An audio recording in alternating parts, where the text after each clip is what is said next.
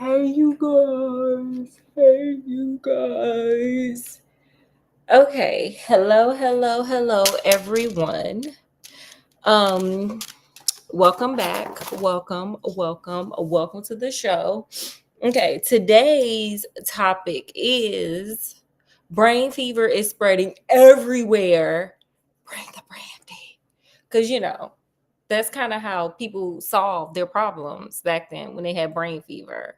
So here we are. It's of course you guys, it's Scott and it's me. And of course, hello, Sherlock and Watson. Because we got to figure out this brain fever thing, Scott. We got to figure this thing out. Scott, why do you think brain fever is spreading everywhere? Zombies. Period. It could just be zombies. I feel like, I Am Legend, they may have been vampires. I don't remember what those things were.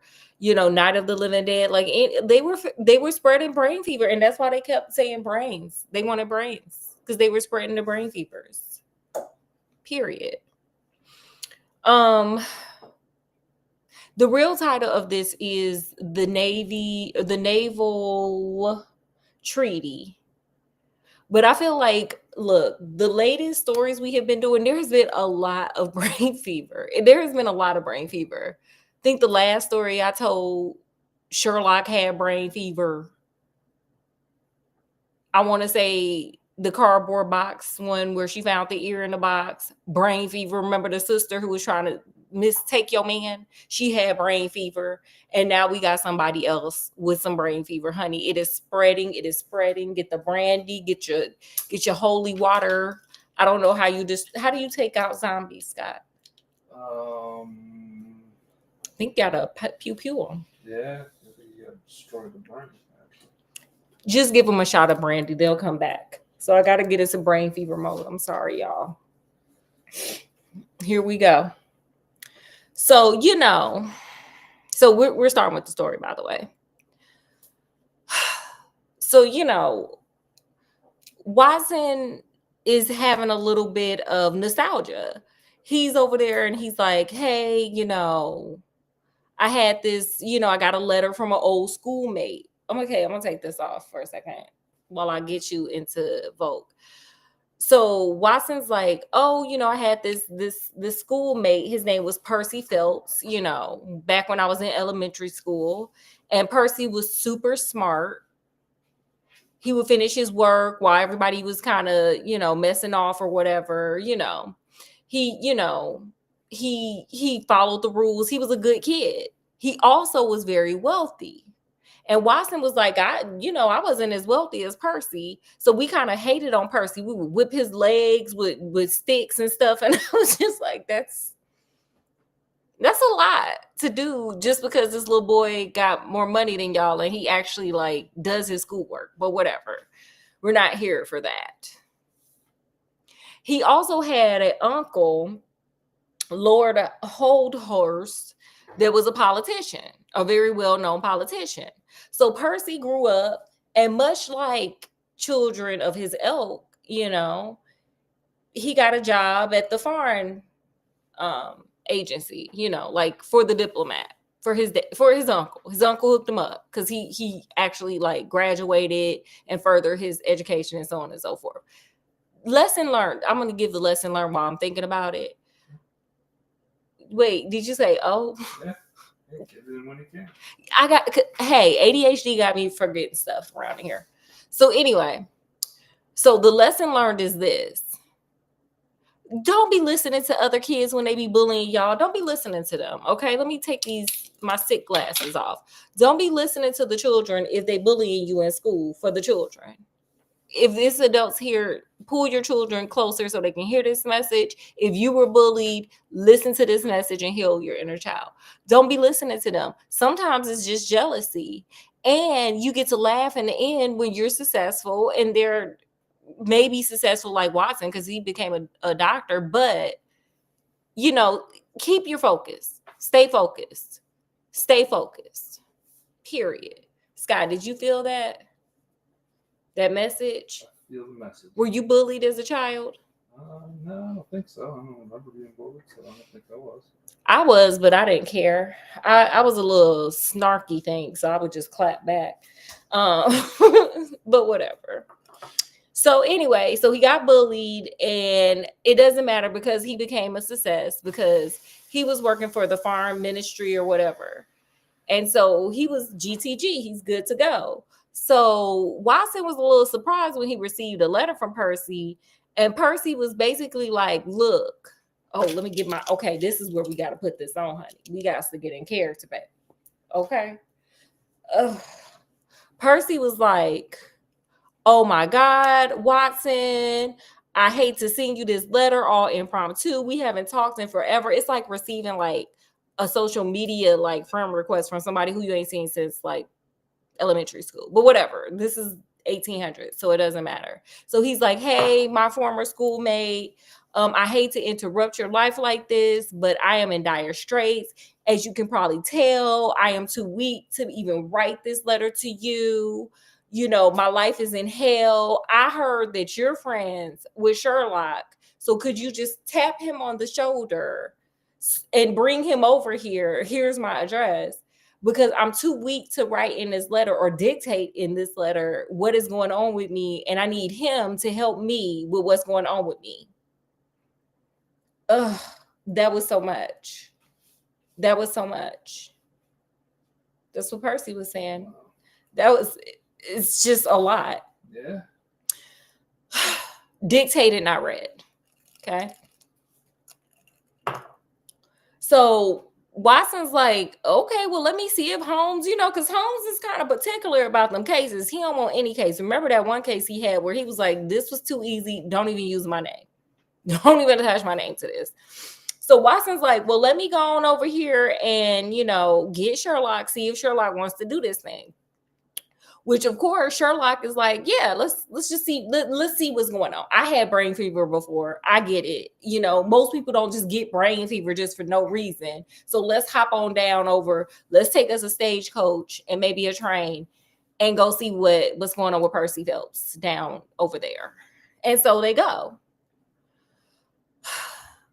So number one, Sherlock is like a little intrigued by the letter because he was like, a woman wrote this letter.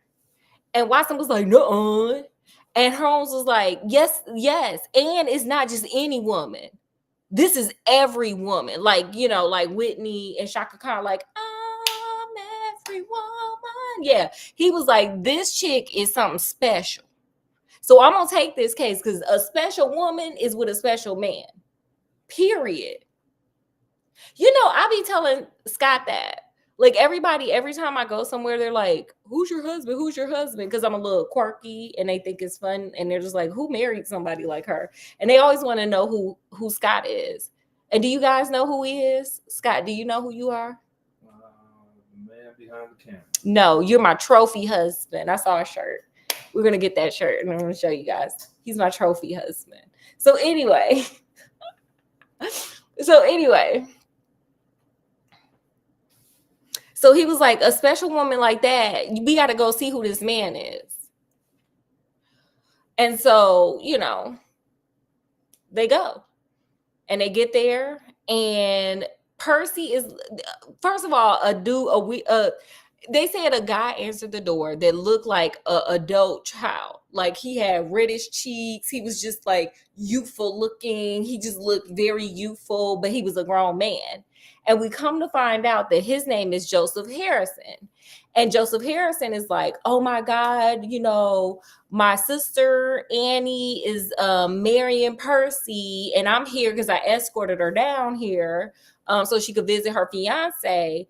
And all of a sudden, this man then went into brain fever. He went into shock and awe. He's overwhelmed. And so, they was like, ooh, that's crazy. Let's go in there and meet, this man. Let's go see Percy. So they go in there. Annie's in there. She's sitting there. She's like, oh my God. Oh my God, Percy. I'm Percy. Oh my God, Percy. Are you okay, honey? You had brain fever for 9 weeks. It's crazy. This is crazy. This is getting out of hand. Oh my God. She's taking care of him. And so she's like, do y'all want me to leave so y'all can have this discussion? Because, finally Sherlock Holmes gets there. Oh, and Watson, even though Watson was just the vehicle to get Sherlock Holmes there. He was, how do they say it?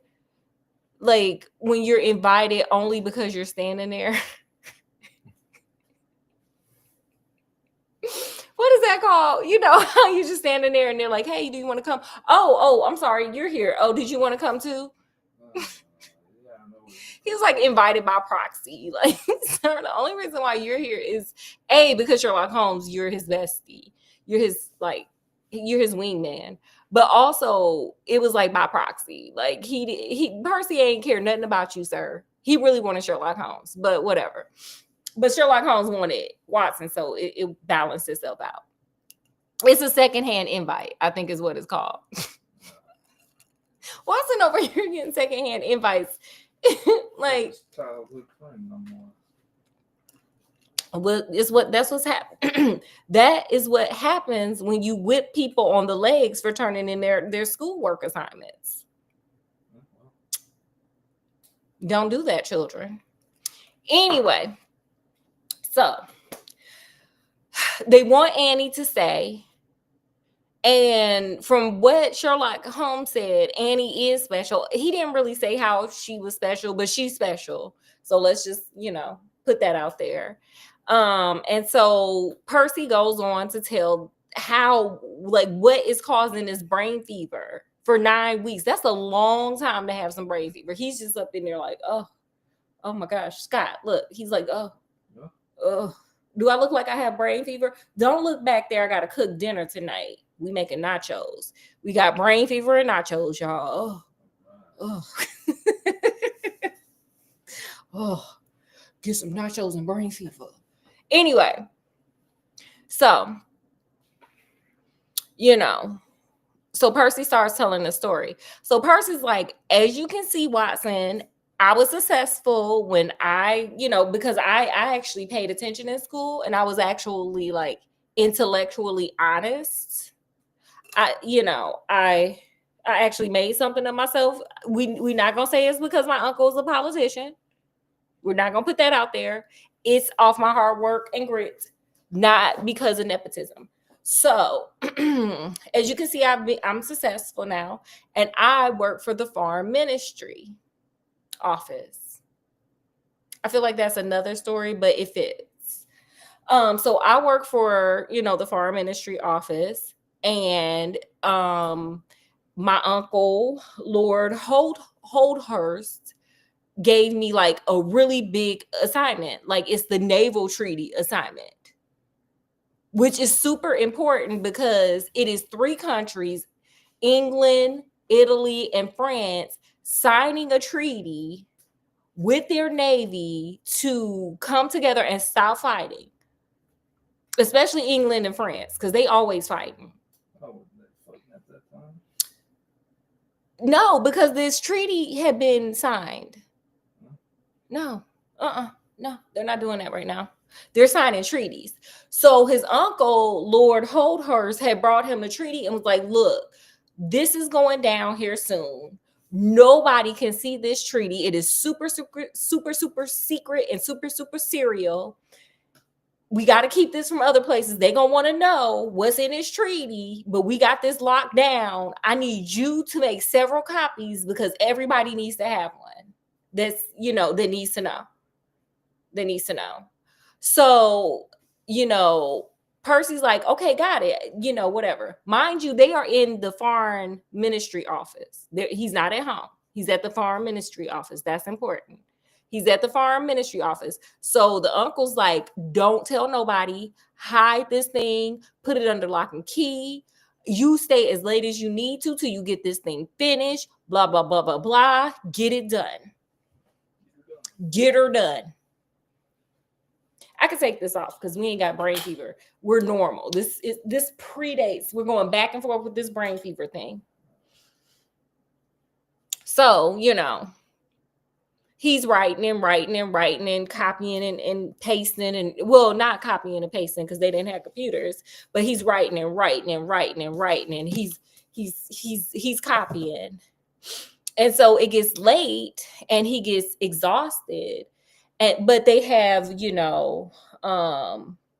they have an attendant that works at the foreign ministry that, he's like I guess like a butler or whatever, who will get you food, get you whatever, cook, whatever. He's there for, the people, because sometimes they got to work late because this is important government stuff here, especially a treaty, especially between England and France.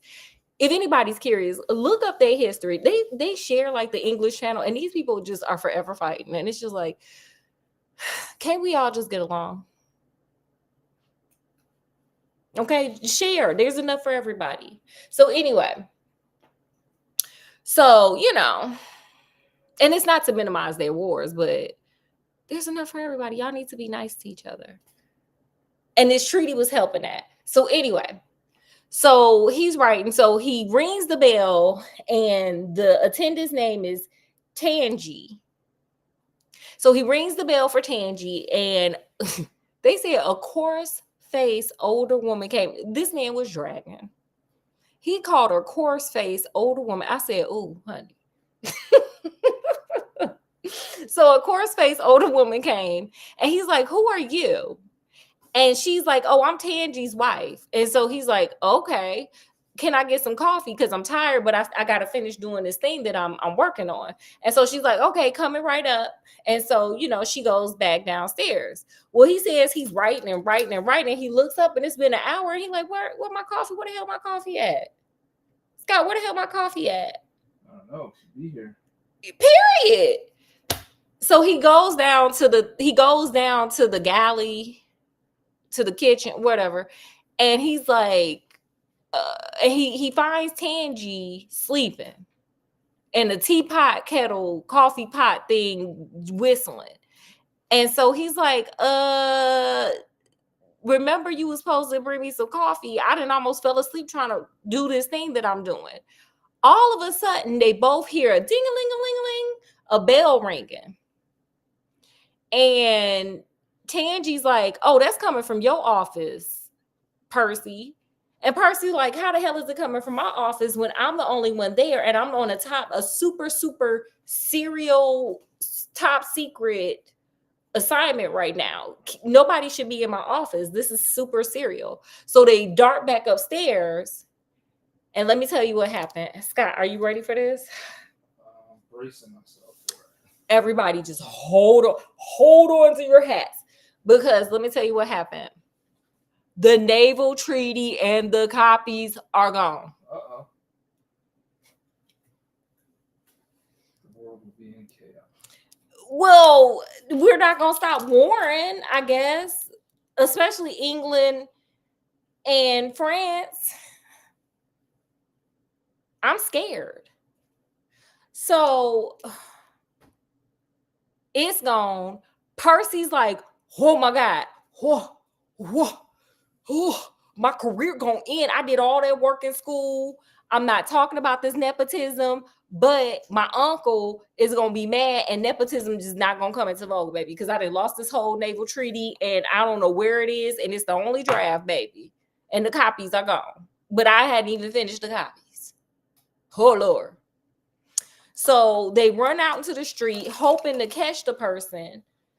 Now there's only two ways in and out. There's the back steps and the front steps. Percy was at the front steps at the galley talking to Tangi, so it wasn't the front steps. So he's like, "Somebody must have left out the back steps. Let's get on out these back steps." So they run out down the back steps. There's two ways to go. One way, there's an officer. So they go to the officer. They're like, "Hey, have you seen anybody out here?"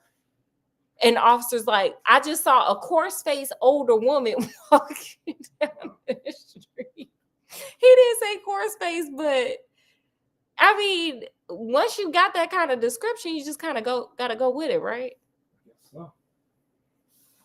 Wait. We ain't got to brain fever just yet. I feel like my neck was stiff. So anyway, so he's like, they go after Tangi's wife, and Tangi's like, "You ain't even got to worry about her because it's not her." And he's like, "Well, we need to try everything." He's like, "Don't worry about her." So they go the other direction, and it's just everybody's out there.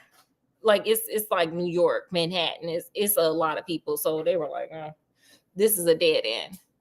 It is at this point that Percy, it just hits him all of a sudden. Like, oh man, I'm in a lot of trouble.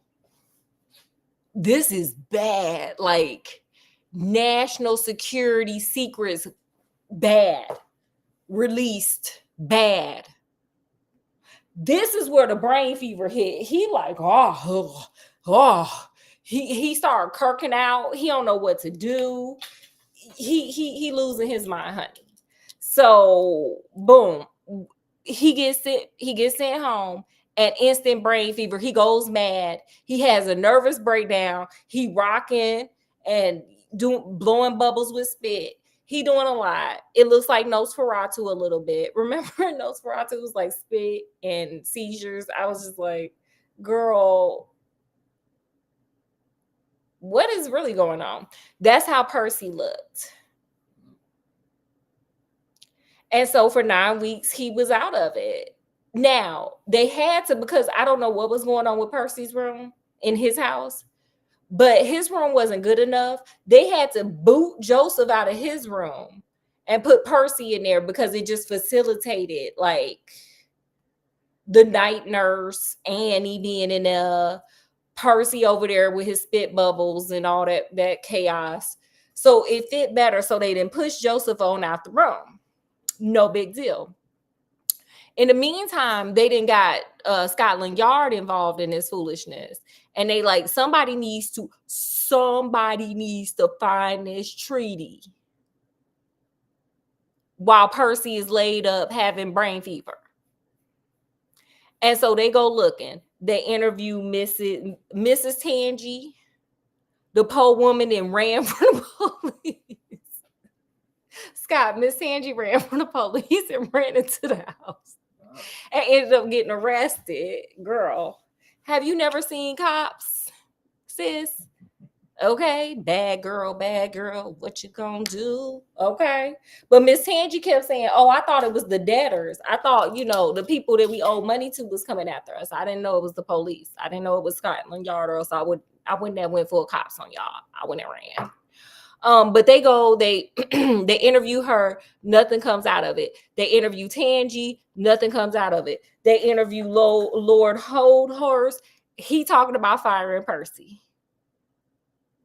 after he get done with his brain fever episode. So, so here is Sherlock, and Sherlock is like, okay, well, let me go re-interview these people. He finds nothing. And he's like, this is a dilly of a pickle, isn't it? So Sherlock is like, well, let me take all these. He's like, let me put something in the paper real quick, because there should have been a horse and carriage that took the person to your office. Let me put an ad in the paper and see what happens. I'm going to go on back to 221B. I like to do some chemistry over there, Baker Street. I'm going to do some chemistry over there and see if somebody hit me back. Nobody hit him back. But Percy did let Sherlock know, hey, I'm feeling better. Okay. He only needs the glasses now. I'm feeling better. I let my night nurse go. And somebody tried to break into my damn room through the window. He was like, I was asleep. I was laid up there asleep. But, before I was on a lot of drugs, probably morphine. Who knows what they was giving them back then. I was asleep, but, I ain't taking my morphine. I ain't taking my Xanax no more. So I'm a light sleeper now. All of a sudden, I hear a rattling in my window. And I didn't do nothing at first. I just laid there to see what would happen. Then the person started edging in there, like looking like the girl from The Ring falling out that TV. And so I got up and I ran over, and the person dashed off. He was like, but they had a knife. So Holmes is like, let me come on back up there. So Sherlock Holmes comes up there. He looks through the room. You know how he be looking, like, what's going on here? What y'all doing over here? Jinkies. And so he's like, yeah, somebody definitely tried to break into the room. How about we do this? Percy, you going to 221 Baker Street. You going to 221 Baker Street. You going over there, sir. Okay? You just gonna come there with us. We need you over there to do some things. Watson, me, and you. While I don't know where he sent Watson and Percy. While Percy was getting his bags packed, he goes over to Annie. He's like, "Hey, little girl, hey, come here, special thing. I need you to sit in this room all day and night. Well, just all day, and lock the door behind you before you go to bed. Don't tell nobody I asked you to do that." He was like, "Can you do that?" She was like, "Yes, I can, because I'm special." Oh, wait. I'm special. I'm a very special girl. And so, she did it for him. So they go into the train station, and all of a sudden, Sherlock's like, "Watson, Percy, this on y'all. I'm going to send y'all on over to 221B Baker Street. I'm going to just hang out over here." And they're like, "Wait, so why would you send us and you not going?" He was like, "Don't worry about that. Y'all friends from elementary school, y'all got a lot of catching up to do. Get on the train, and I'll meet y'all at 221 B Baker Street for breakfast tomorrow. Period. Get on the train. I'll see you later." So they get on the train. Now, Percy getting on my nerves in this book because all he sits and does is worry. I see how he got brain fever because all he sit and do is, what if, what if? Like, sir, calm your nerves. This is how you ended up with brain fever right there. That's how you get brain fever, worrying too much. So Watson calms him down. He's like, "Look, if Sherlock said he gonna be here tomorrow for breakfast, he gonna be here tomorrow for breakfast. Don't worry about nothing." So they wake up the next day. Percy still getting on everybody's nerves, just getting on their nerves. What if? And Watson's like, "Just go downstairs and go get some breakfast." Like, Jesus, go away. So all of a sudden, here come a four-wheeler. Here come that horse and carriage. Guess who step out?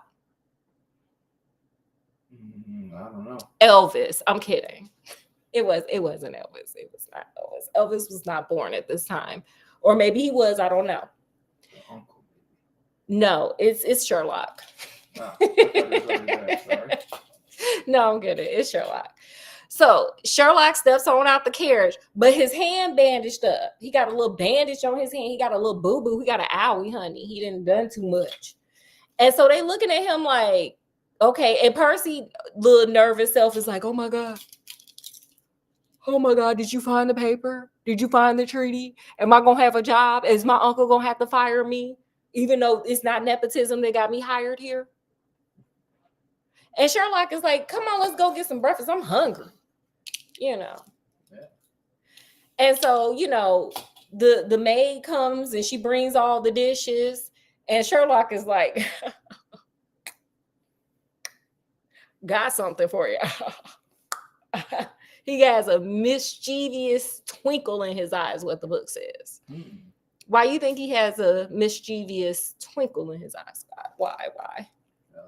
Probably because he solved the case. Sherlock's the GOAT. Of course, he solved the case. So what happened? So they getting ready to eat, and Sherlock's like, "Let me lift up my lid and see what is under my little tray. Yum, getting some. It's bacon and eggs." Even back then, eggs wasn't like $1 million per egg. It was not.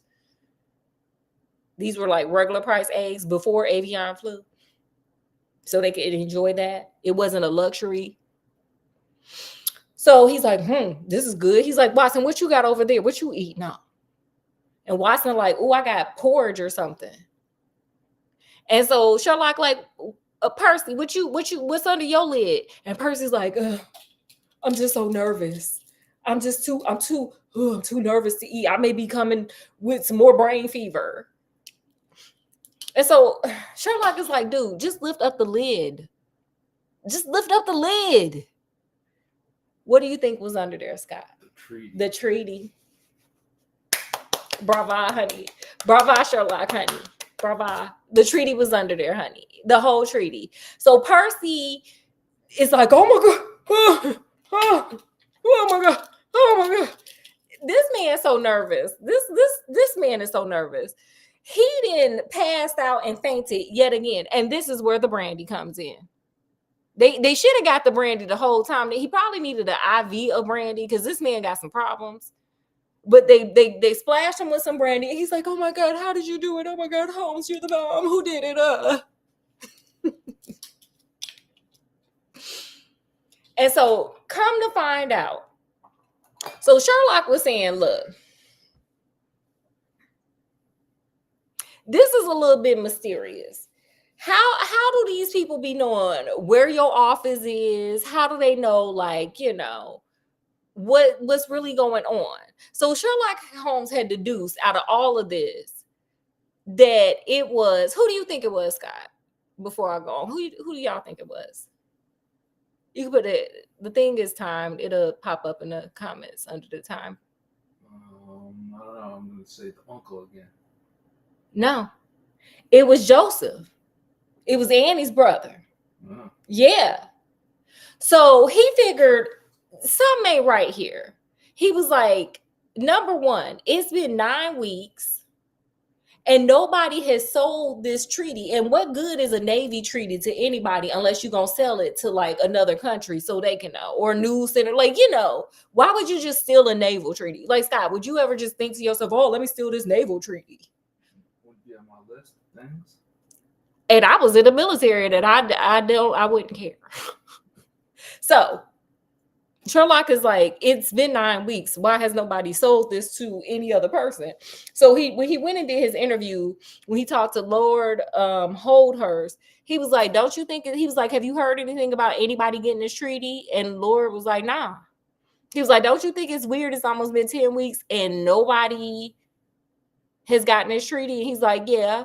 He was like, isn't it time sensitive? Because regardless of whether, eventually it's going to come out. And he was like, yeah. So Holmes is like, it's somebody in desperate need. But the fact that the person knew every move that Percy was making, he was like, it's somebody close to him. And when that night happened, when somebody was trying to get in the room, he was like, it can only be Joseph. So what Sherlock said happened was this. When he went back to Percy's house, he went on and got in them bushes. He was over there in the bushes, like waiting around, just looking like, what's going on? He was in them bushes by that window that somebody had broke into. And he noticed the only time they broke into that window was when no one was in there and when he thought Percy was in there drugged up. So, he's like, yeah, ain't nobody in there right now. All it is Annie didn't like that room. I know whoever coming gonna come back, probably Joseph. So he hides in the bushes. And at night, here come Joseph, scuttling across the line with a knife. And he puts the knife in between the things so he could lifts the latch and jump in there. Now, Sherlock was like, I was going to go looking through the room to go find where he hid that paper, but I figured I would just let him do it. So Joseph goes in there. He pulls up this plank thing. He rolls the carpet up, pulls up a plank, and pulls out the Naval Treaty. So he comes back out the window, and here comes Holmes jumping out the bushes like, give me that damn treaty. And he fights him for it. Now, Percy had a knife. So he slashes Holmes on the hand. That's why he had that bandage on his hand. Because he slashed Holmes on the hand. But, Sherlock Holmes, just like with everything else, he's a boxer. He's an actor. He's a chemist. He's the GOAT detective. He's the greatest of all time detective. And also he's a great boxer. Period, Holmes. He's the Swiss Army knife of human beings. Period. There you go. Period. So he boxes him, knocks him out. He said he dotted one of them eyes. One of them eyes was swole up. Period. And he said, give me that naval treaty. Give me that. Run me that naval treaty. So he gets the Navy treaty and he takes the next train home so he could be there for breakfast. So he could serve it up to Percy. And he said the reason why Joseph did it was, why do you think, Scott? I really don't know. Because Percy liked to gamble in the stock market, but he wasn't good at it. And so he kept losing all his money.